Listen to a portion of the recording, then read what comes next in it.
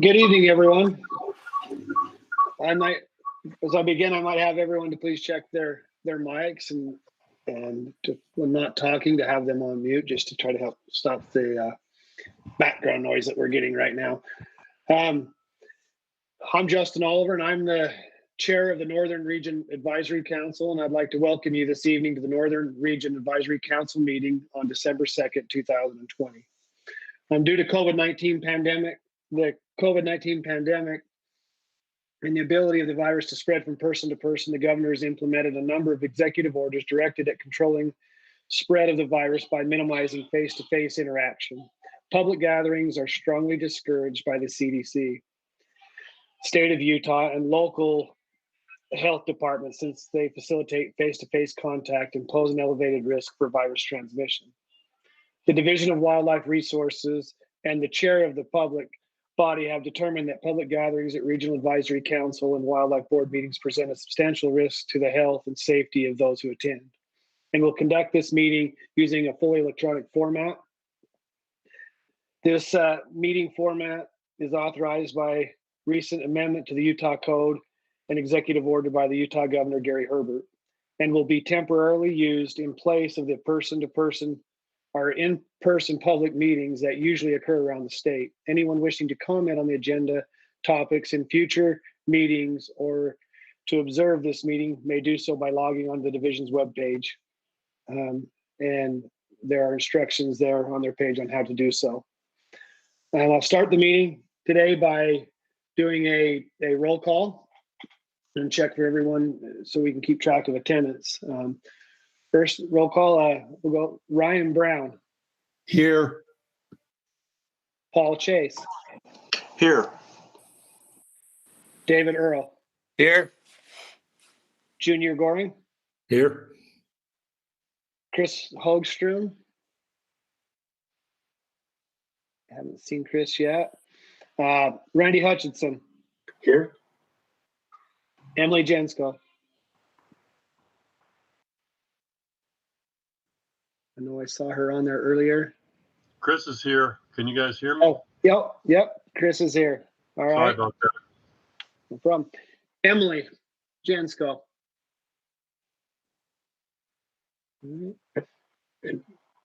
Her microphone may not be working, Justin. I saw her talking. Yeah, Okay. she's in. She's here. All right. Aaron Johnson.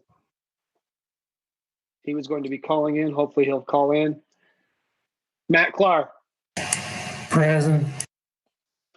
Mike Lauder. I'm here. Kevin McLeod.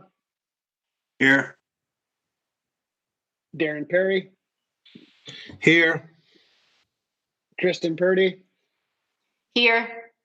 And Casey Snyder. Here. All right, thank you. See that we have a quorum, and hopefully we'll have some others possibly join in.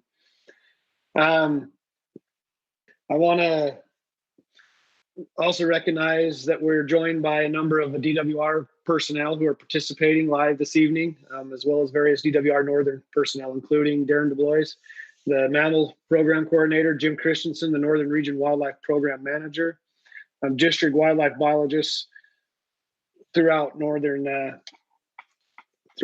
region, Dave Beveridge, Jody Anderson, and Ben Nadelsky, also our Northern Region Supervisor. And finally, and most importantly, I'd like to welcome the public who are attending this evening by watching the live broadcast online.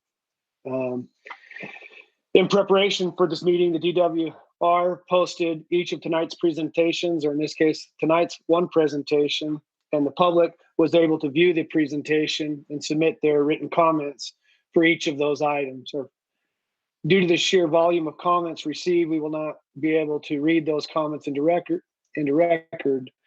We will do our best to summarize the public comments for you this evening, and all of those comments have been sent to the RAC members in their entirety for their review and consideration. We won't be able to accommodate additional public comments during tonight's meeting, but RAC members are welcome to address the specific concerns they received from the public or outlined in a written comments that we all received. So the procedure for tonight will go as followed. We will adhere to this format for each of the agenda items. I will announce the agenda item, and we will not listen to the presentation by the DWR personnel tonight. All RAC members have been asked to view the recorded presentations online prior to this meeting. The regional supervisor will then summarize the public comments received for that agenda item. After questions, I will call for questions from the RAC members on the agenda item. And then after questions, I will call for the RAC discussion, including any clarification or additional information RAC members may request from UDWR staff. Ben Dodowski, the Northern Region Supervisor, will help me keep track of your input and concerns. We will be sure to revisit each of them for discussion and actions, and we will repeat this process until we've addressed everyone's feedback. And then we will repeat that process on each of tonight's agenda items. We'll get started. I need to apologize. There was some miscommunication as far as getting the agenda or the minutes and things out from our last meeting. Did everyone receive those? And Yeah. were there any questions or concerns about any of the motions that were made or the way that they were recorded? Okay. If there are no questions or concerns regarding the agenda, has everyone had a chance to look at tonight's agenda as well? Is there any questions about, are there any questions about tonight's agenda? If not, I'd like to turn my phone off, sorry. If not, I only do this every month. You think I'd remember. Ben, do I need to have a motion for this, or can I just suggest it? Yeah, I'll take a motion if you can. I will take a motion to accept the minutes, and also we can do the agenda both in one motion. Is there anyone that would do that? I'll make the motion to accept the minutes from the previous meeting and today's agenda. Was that Randy? Yes. Okay, so we have a motion to accept the minutes of last meeting and also today's agenda. Do I have a second? I'll second. And that was so I have a motion by Randy and a second by Matt. We don't have any questions. We'll go ahead and take a vote on that. We'll begin with Ryan Brown. Yes. Paul Chase. Yes. David Earl. Yes. Junior Goring. Yes. Chris Hogstrom. Yes. Randy Hutchinson. Yes. Emily Jensko. Yes. Did Aaron join us yet? Matt Clark. Yes. Mike Lauder. Yes. Kevin McLeod. Yes. Darren Perry.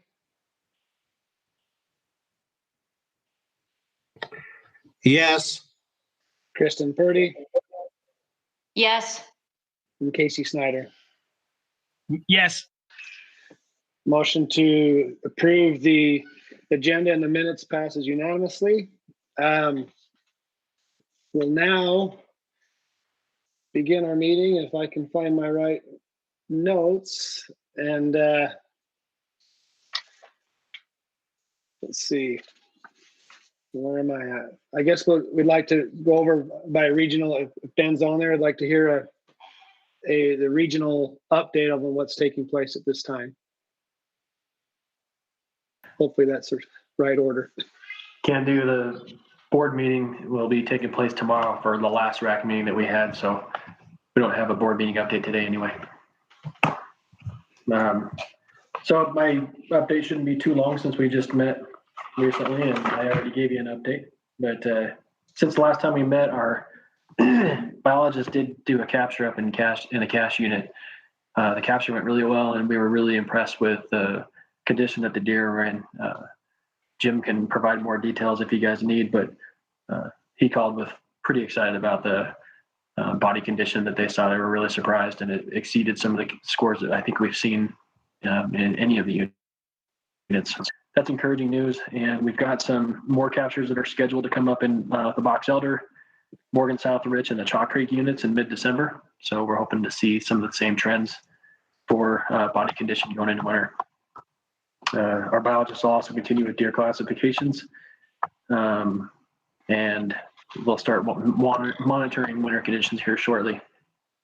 One thing we haven't talked much about that, since we have a short update tonight, a good time to do it, is we have a really dedicated set of biologists in our agency who don't work on big game and hooks and bullets. We have conservation species biologists both in our wildlife and in our that's why we have non-game and non-consumptive representation on the RAC. And those biologists have been really busy. They're always really quiet and but they're always doing a lot of work. And on the wildlife side, our conservation species biologist is conducting pygmy rabbit surveys at West Box Elder. That may not sound like a big deal, but it's a big effort. And that's important information to gather. And in the aquatic side, we've got, a quiver of biologists there that we don't hear too much about. We've got biologists that are doing a lot of really good restoration work in the Weaver River, but we have non-game biologists that are attending a bunch of conservation species coordination meetings this time of year. So the spotted frog, boreal toad, chub, and we even have a mollusk working group. So those are some of the things that we do here at the division. We're stewards of all wildlife in Utah, and but some of the work that we don't talk about too much, but it's important for us to recognize and highlight those efforts. The winter viewing season for elk up at Harbor Ranch will officially begin on Friday.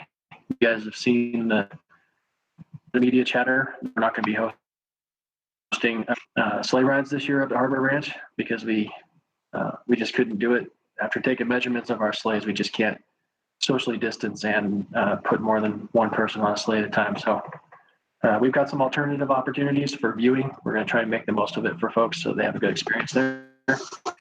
That will officially kick off on Friday. Bear Lake Whitefish are spawning at Bear Lake, so if you're looking for the opportunity, that's a good one. We did hire Sam Robertson just recently, to be our new wildlife technician. He lives up in Cache, and he'll be doing a lot of nuisance and depredation work up in Cache Valley, but also around the rest of the region. So we're really excited to have Sam on board in the wildlife section too. And you probably have heard, if you're tracking on the swan hunt, that we did have a final harvest of a trumpeter. So the swan season is closed. So that's all I've got for the update. Oh, one other item. Stacy asked us to plug that the DNR is looking for a nominee to fill 2 sportsman seats and 1 non-consumptive seat on an 11-member wildlife board nominating committee. So this is a committee that meets every other year to consider the applications for wildlife board members and to make a recommendation to the governor's office for who should be our next wildlife board members. No more than 2 members can come from any one. And so in this case, it looks like we're looking for representation from the central region, the southeastern region, and the southern region of the state. So that's something that we want to make everybody aware of. If that's something you're interested in doing, or if you know someone that's interested, you can find the application on the governor's board and committee nomination website. And also you can send an email to Stacy Coons for more information and to give her a heads up too. Or you can reach out to me if you need more information. That's all I've got, Chair. All right, thank you very much, Ben. Appreciate that, and we are grateful for all of the employees of the Division of Wildlife and all that you guys do. And I know there's even more challenges going on right now with COVID. We spoke earlier just about, some of the challenges going on. So we appreciate everyone's efforts and for all that everyone does in there and all the different capacities. Justin, may yes. I please ask may I please ask Ben a question about some of what he was sharing? Sure. Yes. Ben, as you talk about the hardware ranch and the elk viewing, what about some of the other events that have been held up there in the past, like the Wapiti Smoke Pole Biathlon? Is that canceled as well due to COVID, or have they found a way to socially distance and hold some of those up? Yeah, we're gonna have to forego events too. We found that we're able to host some events, but it's been in a pretty limited basis. And we've got some more ideas in terms of how we can make better use of that opportunity to make. What we're trying to do with that event is to recruit new hunters to the sport and to the pastime. Retain existing, and we've got some new ideas we want to explore in addition to the smoke pole biathlon. And so that's kind of some of the things we're working on right now. While we're down on the event side, we're putting a lot of that attention into evaluating current events and consider planning new events as well. Thank you. Does anyone else have any questions for Ben regarding the update? All right. I hope everyone had a chance to look at the agenda today, or obviously we approved it. We have one item, and that is on the black bear rule amendments and recommendations. Hopefully everyone had an opportunity to watch Darren DeBloois presentation. I already forgot. Are we going to ask for his questions, or do your update, I guess, first, correct? You'll let us know how the public comments were on this? Yeah, let's do the public comments real quick. It won't take long. We only had 6 comments in total for the region. One comment made me more hungry than anything. If you read the comments, you'll know which one I'm talking about. But we had 50% in opposition, 33.33% that were in support, and 16.7% that were neutral. And again, that was a 6 comment in total. Okay. Does anyone have any questions on the RAC? Any questions for Darren concerning his presentation? I do. If I may, this is Matt Carr speaking. Okay. So, I mean, this kind of came up in the Cougar meeting as well. I mean, it seems like the state legislature has basically taken a lot of the management responsibility away from the division and just dictated what is going to happen. And we're starting to see in the commentary from the public that people are just giving up. I mean, there's nothing we can do. This whole process has just been taken out of our hands. So I'm just curious to hear what kind of time frame we're going to be under this predator management scheme that's been introduced by the legislature, and when is the division actually going to have regulatory authority again? So the legislation is state code now. So until that changes, that's the law in Utah. The legislation actually gives quite a bit of flexibility. It says that if we determine that predators are causing bad effects to mule deer populations, so in other words, when we're evaluating whether a unit needs to be under a predator management plan, we're looking at that. So the policy, if you remember, that we brought around in July or June when we did the mountain lion recommendations, really guides the division on how we make decisions on what units go into predator management or not. So for bears, the prescription is to move it into a category that's designed to lower densities.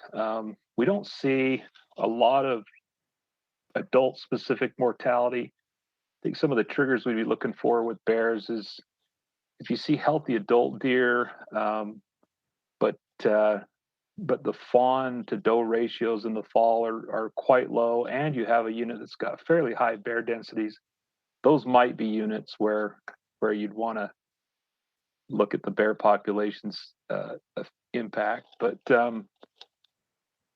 so the policy guides whether or not a unit will go in, and we evaluate that twice a year, Matt. So we'll be looking at it in December and then again in July each year to determine whether or not those units, or if any units, need to be placed under a predator management plan. And then typically we'll run those plans 2 to 3 seasons until we start to see either an improvement in the numbers, or we determine that the numbers aren't improving and that the predator plan is not effective, and then we would pull the unit out in either one of those cases. So that's kind of long-winded. Does that help?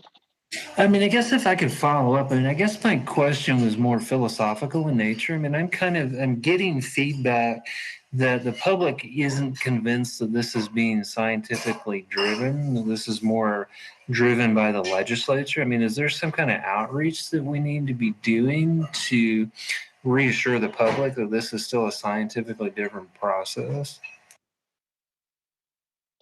I know, and Ben can probably speak to this too, but the legislature had a lot of input from scientists when they put this legislation together, and we had an opportunity to provide input. But ultimately, the legislature they're the representatives that we vote for, and so constituents can reach out to their members if they have concerns or support those moves. Yeah, and I wouldn't say that the legislature took the science away. I'd say that, the legislature certainly wanted to see us take head in a certain direction. They wanted us to be, to take a certain priority, I guess. And as Darren said, they still left a lot of discretion on our side, and that's where science and public process comes into play. I'd say science is still very relevant, and the legislative process is also still a reflection of public input and public desire as well.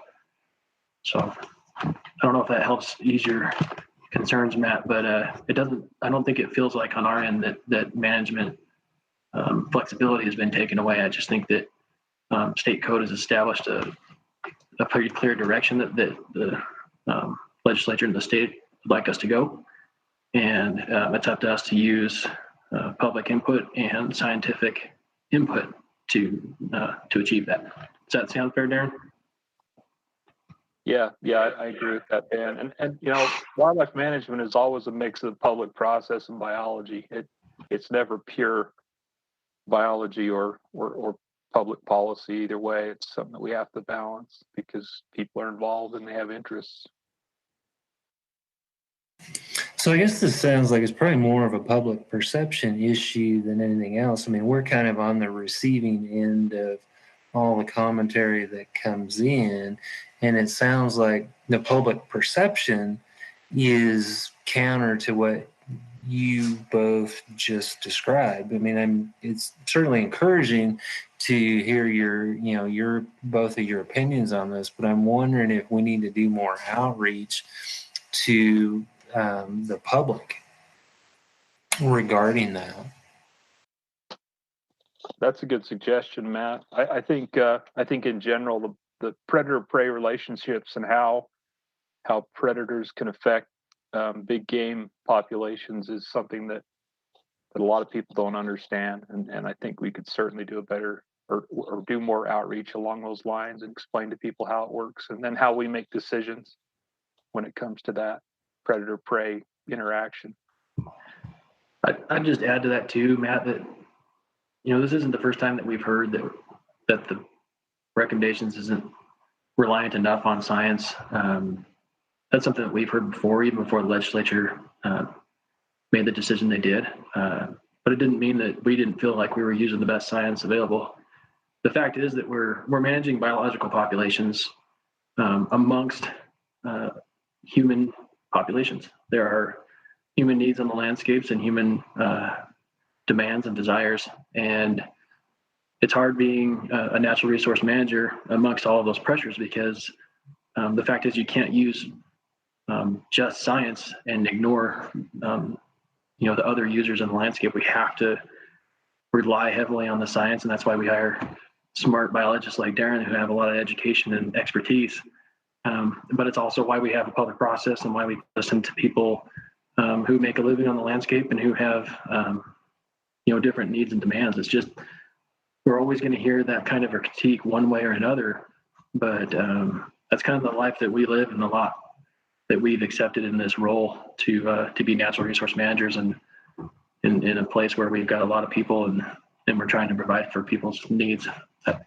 We're pretty comfortable with it, I guess.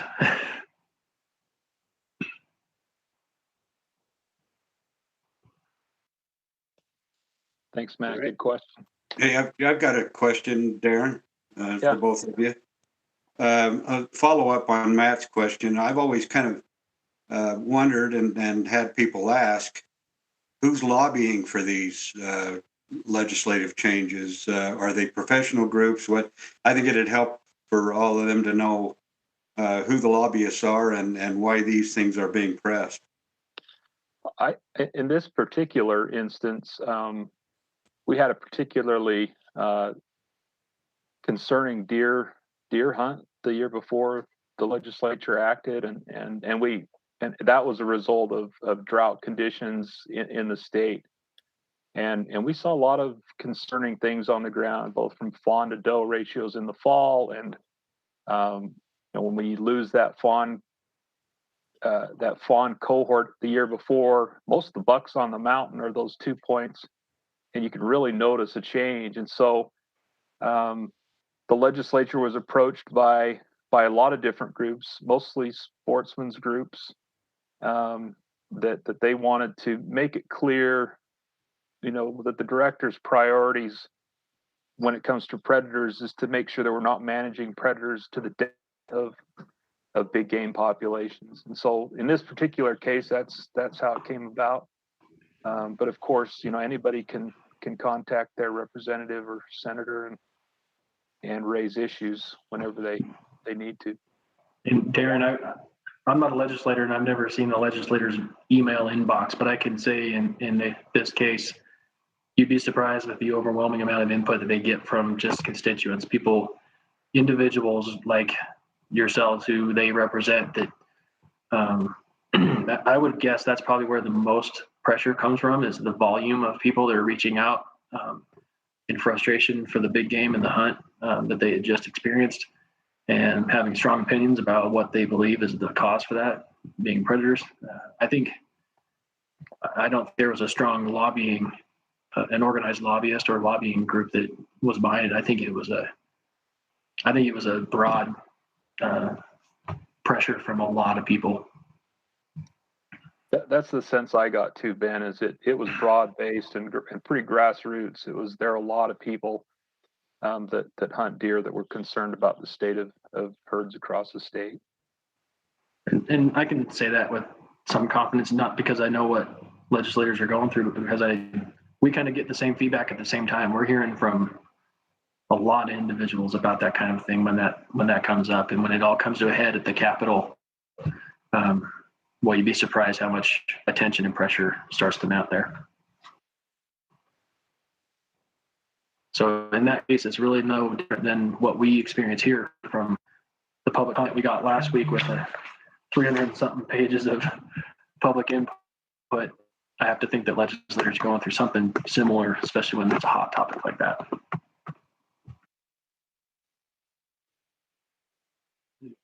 Randy, did you have a question? Yeah, I did. I will try to stay off of the law, because I will go for hours on that. But you're talking about you're going to evaluate the units to determine if they need to be put under predator management. And you talked about, you referenced it, just, the doe to fawn ratio, that type of thing. But how are you actually going to distinguish what predator is taking those fawns? We have some units where we actually have mortality data. So the Book Cliffs is a good example where we actually see and have cause-specific data on what's killing fawns, and they're generally neonate fawns. And so bears, they key in on the Book Cliffs, they key in on those brand new fawns as they're born, and actually use them as a food source that time of year. if we don't have that kind of data, then yeah, Randy, we're looking at other things. And so we really rely on the expertise of our district biologists to know their units, to have a good feel for what's going on and what could possibly be affecting those mule deer herds. And if there's a couple key things. One is, where is your population relative to the carrying capacity of the range? If your deer population is right at the bleeding edge of carrying capacity, no matter what you do with predators, it's not going to make any difference because winter will kill them. If a cougar or a bear doesn't eat them, then the winter will take them out. But if you're significantly below carrying capacity, you can start to see some downward pressure from predators that prevent that population from growing. So indicators like, what's the health of the range? That shows up in the health of the deer. So we just completed capturing some deer on the cache, and again, they're in good body condition. So you expect to see really good fawn to doe ratios on that unit. And if you don't see that, then the biologist needs to start asking himself, well, what's causing this? They should be having a lot of fawns. They should be carrying them through. They're healthy, and the range is in good condition. And then you have to start looking at other things. And so what we don't see in the data is a lot of bear-specific mortality to adult animals. It's typically affecting the young of the year. So that might be something you'd look at. But yeah, a lot of times with predators, it's looking through a glass darkly. We're trying to use our expertise and our experience and make good decisions.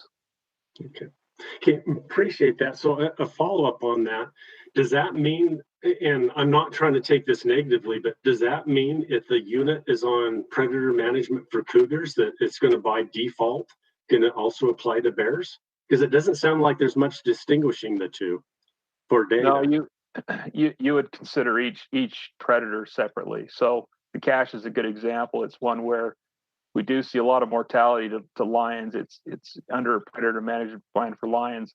The bear densities on the cache are very low. There are bears on the cache, but there aren't that many.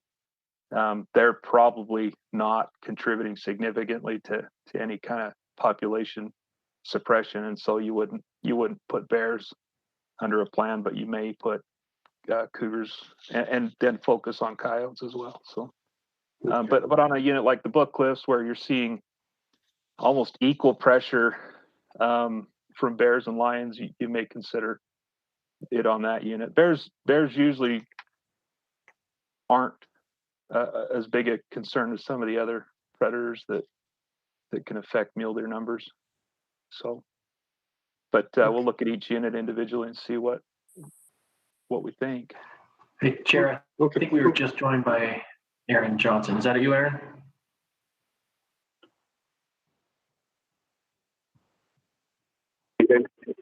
Can you guys hear me? Yep. Good deal. Okay. Yeah, I'm here. Sorry for being late. No problem. Thanks. Okay, so Darren, last question and I'll be done. I promise I won't say anything else tonight.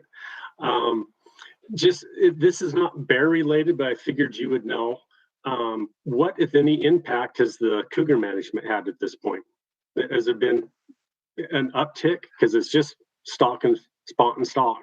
You're just pushing the cougars somewhere else, probably. Yeah. So this is the first season that a lot of these units are under predator management plans, aggressive predator management plans, and so we'll take a look at how this winter goes. The season really kicks off once the snow hits the ground and the dogs can be effective. We did see almost 1,000 spot and stock permits sold last time I checked for the fall during the hunts. And it looks like success was, I think, I'm trying to remember now, it was less than 10%, but and that's to be expected. It's just not a very effective way. Although people in other states, that's the only way they can do it, and they do get good at it. But it's going to be much. Other states issue far more permits than we do because they don't allow the use of dogs to hunt. Thank you.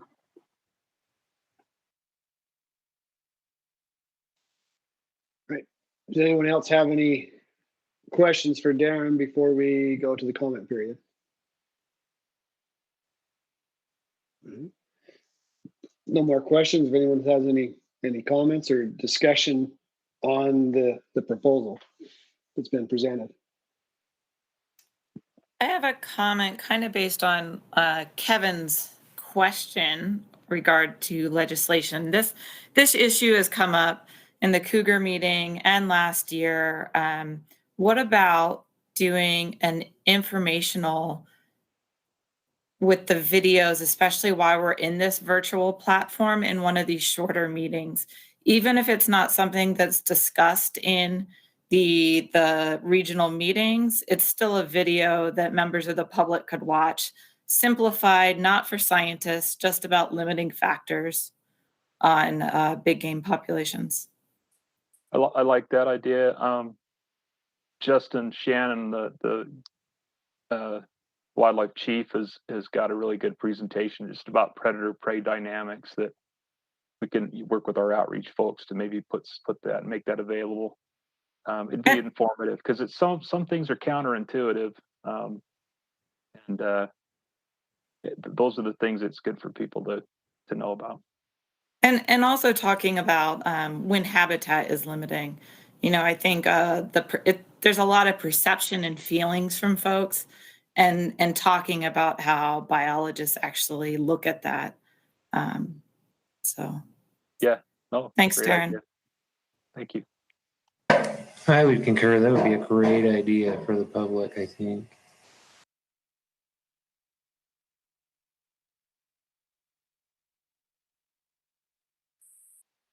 All right. Do we have any other comments or discussion before is there any, maybe a section of the proposal that someone may would like to make a motion against or for, or one in general for the entire presentation? We could also entertain at this time. I would make the motion to accept the presentation as presented. I second that. So I have a motion to accept the presentation, or what would you call it? This is too easy. I'm used to having to dissect them out into all kinds of things. To accept that accept as presented, recommendation as presented. That was by Randy, and then we had a second by Emily, correct? Yes. Yes. All right. Is there any discussion on the motion? Well, I think our hands are pretty well tied at this point. I mean, this presentation is basically just aligning the rule with the legislation. I mean, the legislation carries the real weight. Yes, it's still necessary that it goes through the public process, but in a sense, you are correct. But there's still, yes, but it still does go through we have the opportunity to state our vote as we feel and present that to the wildlife board. So we have a motion and a second. If there's any other discussion, I'll go ahead and take a roll call on the vote. With Ryan Brown. Yes. Paul Chase. Yes. David Earl. Yes. Junior Goring. Yes. Chris Hogstrom. Chris on there. Chime in if we'll go. I'll keep going down. If you're on there, Chris, you can come back. Randy Hutchinson. Yes. Emily Jensko. Yes. Aaron Johnson. Yes. Matt Clark. Yes. Mike Lauder. Yes. Kevin Chris, McLeod. Yes, too. Yes. Okay, I got a guess from Chris. Okay. Sorry about that. We'll go down to Darren Perry. Yes. Kristen Purdy. Yes. Casey Snyder. Yes. Kevin, did I say your name? Did I get a vote from you? Yeah, Matt or Chris was trying to get on. Yeah, I'm a yes. Okay, thank you. I'm making sure I got them all. Okay, motion passes unanimously. I appreciate everyone's input. I just want to take 2 minutes to maybe not have a lot of discussion. For anyone, though, that had an opportunity to watch the Central RAC, there was some discussion on the length of some of the agendas for RAC meetings. And I know last year I kind of got on my soapbox and was frustrated with one in general that went super long. And so there is some discussion. I'll just let you know there's some discussion going on right now in ways that they can try to, for instance, tonight we have one agenda item where last month we had 7 or 8. And I want you to know there is discussion going on how they can maybe prepare some of these RAC agendas so that some aren't so long as others.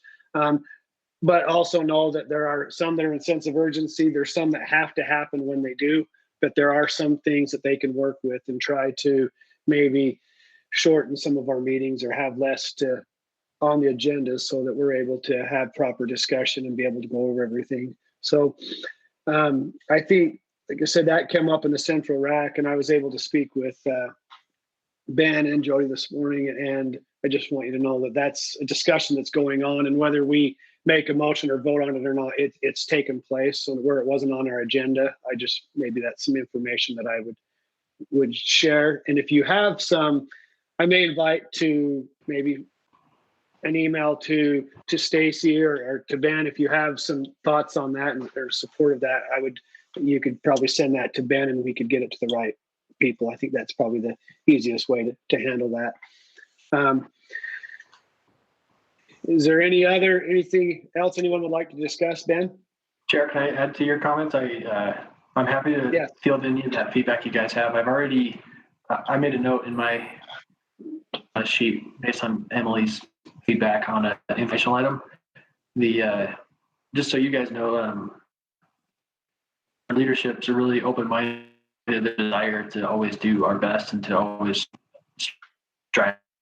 And so, just this morning, our director asked us for our feedback on what we're hearing from the RAC members in terms of the process and what is it that we're doing right and what can we do better. So I shared some of that sentiment this morning. I'm happy to share more of that sentiment tonight. So at the end of every RAC meeting, we send an update to our leadership and let them know how tonight went and some of the things that we're seeing. And so I'll be sure to include the comments from Emily and others on all of the topics tonight. And then, but if you have more feedback, I'm happy to receive it, and I'll get that feedback to our leadership and to Stacy, so that Stacy doesn't have to field it all from 5 different places. But that was all kind of feedback into the board, and the board, probably in cooperation with our leadership, would make a decision on how we can proceed. But there's a genuine desire to hear from you guys on that.